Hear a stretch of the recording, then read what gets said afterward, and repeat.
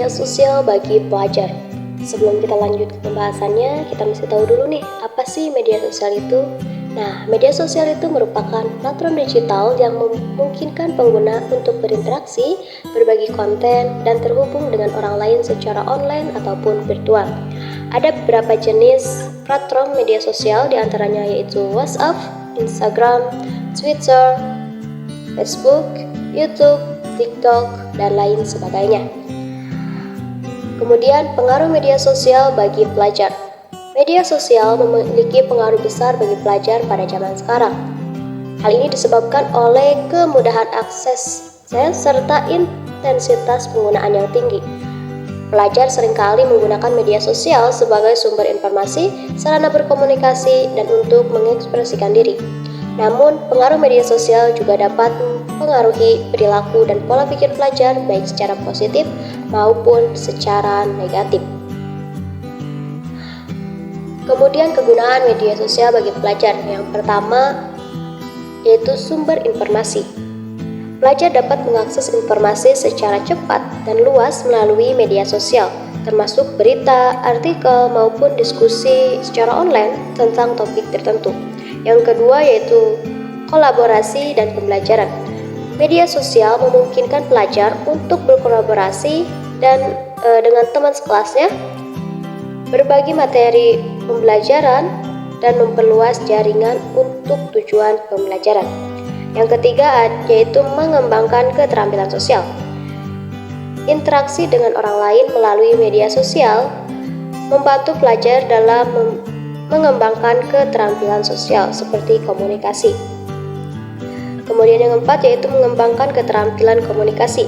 Melalui interaksi di media sosial, pelajar dapat mengembangkan keterampilan komunikasi mereka.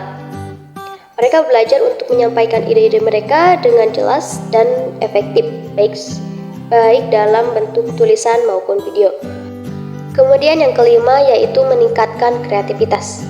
Platform media sosial seperti YouTube, TikTok, dan lain sebagainya dapat menjadi sumber inspirasi bagi pelajar untuk mengekspresikan kreativitas mereka.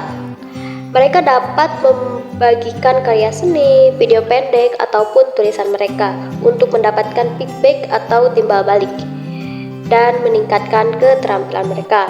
Nah, yang keenam yaitu pembelajaran interaktif seperti video tutorial, grup belajar, dan forum diskusi di media sosial membantu pelajar memperdalam pemahaman mereka atas materi pembelajaran.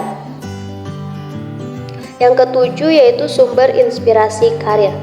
Melalui media sosial, pelajar dapat terhubung dengan profesional di bidang yang diminati. Mereka dapat mengikuti akun-akun yang relevan, mengikuti diskusi, dan memperluas jaringan profesional mereka untuk memperoleh wawasan dan peluang karir di masa depan. Jadi ada dampak positif media sosial. Yang pertama yaitu konektivitas sosial. Media sosial memungkinkan pelajar untuk terhubung dengan teman-teman mereka tanpa terbatas geografis. Ini memperluas lingkup pertemanan dan memungkinkan mereka untuk berbagi pengalaman, ide, maupun dukungan. Yang kedua yaitu sumber informasi. Melalui platform media sosial, pelajar dapat mengakses berita, artikel, dan informasi terkini tentang berbagai topik.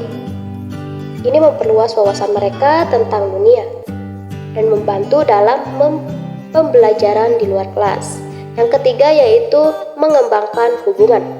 Media sosial memfasilitasi pembentukan dan pemeliharaan hubungan sosial baik secara personal maupun profesional. Kita dapat menjalin dan memperkuat hubungan dengan teman, keluarga, dan kolega tanpa terbatas oleh batasan geografis. Yang keempat yaitu menginspirasi dan edukasi. Melalui media sosial, kita dapat mengakses konten inspiratif, motivasional, dan edukatif yang memicu pemikiran kreatif dan perkembangan pribadi. Yang kelima yaitu peluang karir dan jaringan. Media sosial menyediakan peluang bagi pelajar untuk membangun jaringan profesional dan menemukan peluang karir di masa depan. Mereka dapat terhubung dengan profesional di bidang yang diminati dan mendapatkan wawasan tentang industri tertentu. Kemudian yang keenam yaitu platform bisnis. Bagi pelaku usaha, media sosial menyediakan platform untuk mempromosikan produk dan layanan mereka untuk mencapai target pasar yang lebih luas dan berinteraksi secara langsung dengan konsumen. Kemudian ada dampak negatif media sosial. Yang pertama yaitu pengaruh negatif terhadap kesehatan mental. Perbandingan sosial, cyberbullying, dan tekanan untuk terlihat sempurna di media sosial dapat menyebabkan stres, kecemasan, dan depresi. Dapat menyebabkan kita itu merasa rendah diri dan tidak puas dengan kehidupan. Kemudian yang kedua, penyebaran informasi hoax. Media sosial memungkinkan penyebaran informasi palsu atau hoax dengan cepat ya, yang dapat mempengaruhi opini publik, menciptakan ketidakpastian, dan bahkan membahayakan keamanan masyarakat. Yang kelima yaitu cyberbullying dan intimidasi. Media sosial menyediakan platform bagi pelaku cyberbullying dan intimidasi yang dapat berdampak negatif pada kesehatan mental seseorang, terutama pada remaja dan anak-anak. Kemudian yang keempat, ketergantungan dan gangguan tidur.